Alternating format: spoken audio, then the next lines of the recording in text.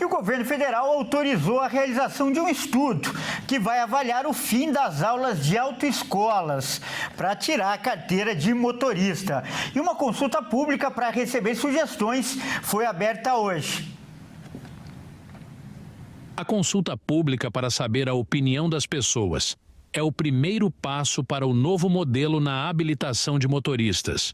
O Conselho Nacional de Trânsito quer acabar com a exigência das 45 horas de aulas teóricas e das 20 horas de aulas práticas para ter a carteira de motorista. Com a mudança, o candidato vai poder escolher entre uma autoescola ou um instrutor autônomo, credenciado pelo Detran. Esse profissional pode se habilitar em cursos digitais, em plataformas do governo. As provas teóricas e práticas serão mantidas. Em um primeiro momento, a novidade vai valer apenas para as categorias A e B. Segundo o governo, pelo menos 20 milhões de brasileiros estão dirigindo carros e motos sem carteira de motorista. O ministro dos Transportes, Renan Filho, afirma que uma das causas é o custo das aulas nas autoescolas, que chega à média de R$ 4.000. O governo quer reduzir o preço em até 80%. As autoescolas vão continuar oferecendo o treinamento, mas sem obrigatoriedade. E para falar mais sobre esse assunto, nós vamos conversar agora com um especialista. O nosso convidado é o Celso Mariano, ele que é especialista multidisciplinar em trânsito. Boa tarde, Celso, seja muito bem-vindo ao nosso jornal. Boa tarde, Kleber, e aos telespectadores. Celso, como a gente viu aí na reportagem, o governo abriu uma consulta pública hoje sobre essa obrigatoriedade da autoescola. E qual é a sua opinião como especialista? Eu fico seriamente preocupado por alguns motivos. Primeiro que o argumento de que as pessoas estão dirigindo em grande quantidade, uma grande fatia, um grande percentual dos condutores que estão conduzindo veículos não tem CNH porque ela é cara, me parece um certo erro de avaliação, porque, primeiro, se é caro, os Detrans deveriam então participar dessa decisão, porque boa parte do que o cidadão paga são impostos. Segundo, se tem gente dirigindo sem habilitação, está faltando fiscalização. Não dá para correlacionar uma coisa com a outra. Eu acho errado fazer isso. Porém, é fato que o processo não é exatamente barato e que tem pessoas que precisam da CNH, às vezes até por uma questão de inserção no mercado de trabalho, e não tem condições. Mas, para isso, o governo acabou de lançar um programa chamado CNH Social, que faz com que o cidadão que precise tirar a CNH, que comprove que está cadastrado no CadÚnico, tenha esse benefício com verbas sociais, tais quais acontece com outros programas do governo. Então, por que as duas medidas ao mesmo tempo? Fica meio esquisito. Mas o que mais preocupa é o argumento de que isso poderia, inclusive, melhorar a segurança no trânsito. E aí eu discordo frontalmente, porque não existe uma fórmula mágica. Sem uma boa formação de condutores, não há como termos um trânsito seguro. E com tudo o que tem hoje, Kleber, com esses são quase 30 anos, né, de evolução do processo na autoescola, exigências crescentes, cada vez mais restrições e um refino das exigências que são feitas. Se com tudo isso nós temos um trânsito ainda violento, imagine num sistema onde milhares, dezenas, talvez centenas de milhares de novos instrutores, conforme está na proposta, vão se habilitar num curso que aparentemente é diferente do que tem hoje. Hoje nós temos um curso, ninguém pode simplesmente dizer, eu vou dar aula em autoescola. Ele tem que fazer um curso, se profissionalizar nisso, né? E os Detrans vão ter que lidar então, nesse novo cenário, caso isso seja aprovado, com um número imenso de instrutores autônomos, avulsos, dirigindo veículos que também não têm esse padrão que é exigido hoje, como por exemplo o comando duplo. veículo. Então, dizer que isso vai melhorar a segurança no trânsito, eu acho uma aposta ousada demais, né? Eu iria com muito mais calma aí. Mas trata-se de uma consulta, né? Como a matéria aí nos mostrou claramente. Então, é uma fase inicial, onde essa proposta estará sendo apresentada, esperamos que com mais detalhes, porque muitas coisas não deu para entender bem como que vai funcionar, e aí a população vai poder opinar e, finalmente, eu espero, né, haja espaço para os técnicos opinarem. E eu tenho a impressão que a maioria absoluta dos técnicos não é simpática a essa ideia. Olha, você abordou vários pontos importantes que envolvem essa questão. E eu queria, né, discutir alguns deles com você. Primeiro, atualmente a carga horária exigida é de 45 horas de aulas teóricas e 20 horas de aulas práticas. Você, como técnico, com autoridade técnica para falar, essa carga horária, ela oferece uma formação necessária para o motorista enfrentar as ruas?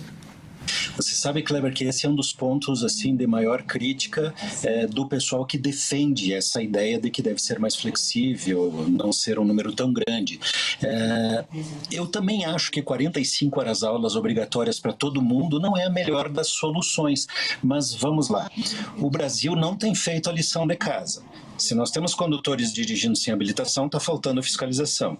Se nós temos situações onde a única vez na vida da pessoa que ela vai ter educação para o trânsito é na autoescola, já tem uma outra coisa muito errada, e é o Brasil que tem errado, e suas administrações, lógico. Porque o próprio Código de Trânsito brasileiro, e isso já vão lá, estamos prestes a completar 28 anos de vigência do Código de Trânsito atual, ele pede que haja educação de trânsito nas escolas, para as crianças, para os jovens.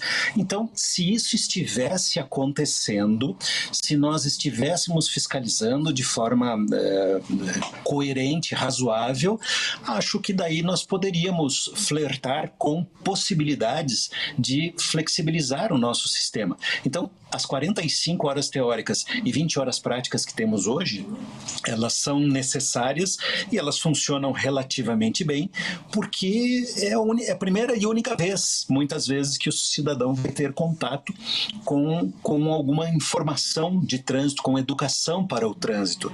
E trânsito é isso que a gente está vendo aí, essa participação social de todos, tudo junto ao mesmo tempo, cada um com suas necessidades, suas habilidades, suas condições. O trânsito é muito complexo, embora ele seja uma matriz de elementos relativamente simples. É por isso que a receita para um trânsito seguro é conhecida como os 3 E's do trânsito. É um E da engenharia, um E do esforço legal e um E da educação, formando um tripé. Ora, todo tripé, para cumprir bem sua função, tem que ter 3 pernas do mesmo tamanho, no mesmo ângulo, não é? Mas nós temos diferenças absurdas aí entre os nossos 3 E's do trânsito. A começar pelo E do esforço legal, que está restrito a fiscalizar velocidade, uma que outra blitz de alcoolemia, e depois não tem muita consequência. Esse é um grande problema. Nós matamos 34 mil pessoas por ano no Brasil e 80% desses acidentes têm álcool envolvido e, entretanto, só temos 20 pessoas presas, condenadas por terem bebido, dirigido e matado no Brasil. Não é bem 20, eu não tenho o número preciso, mas é uma correlação que não fecha. Como pode ter tantos acidentes, ter tanto acidente violento envolvendo álcool e ter tão pouco crime de trânsito, apesar de que nós temos a exigência, um grande rigor na lei, mas não adianta estar na letra da lei e não ser aplicado. É bem o caso da falta de educação de trânsito nas escolas. Então, o processo de formação de condutores que nós temos é meio exagerado? Eu também acho que é. E ele é caro? Sim, a renda média do brasileiro aí pesa. Mas, escuta, é exigido muito da autoescola. É muito investimento. Os veículos que estão sendo vistos aí, todos têm comando duplo. Exigiram um simulador, que depois foi abandonado. Então, esse setor também, Kleber, está muito desgastado já por exigências que vão e vêm, e a coisa parece que não se encontra o caminho. O Brasil precisa decidir. que nível de segurança do trânsito quer. E, obviamente, que se nós queremos humanizar o trânsito, queremos menos violência, nós temos que caprichar muito na formação de condutores. Então, simplesmente comparar, um dos argumentos é esse, né? Mas tem países que não têm exigência, que o cidadão pode ir direto no Detran. Poderia ser assim no Brasil? Poderia, se nós estivéssemos fazendo as outras coisas bem feitas.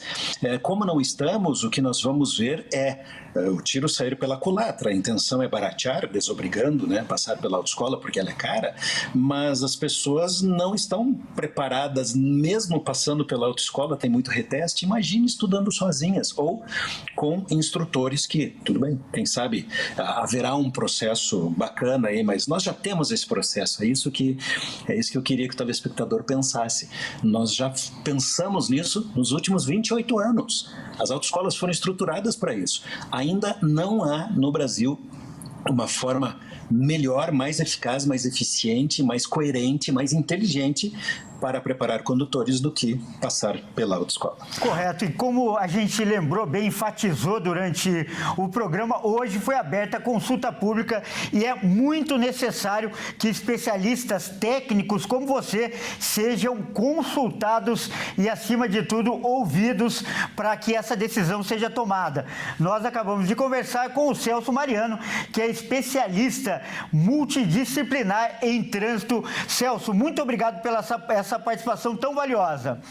Obrigado a você e a Riti. Grande abraço.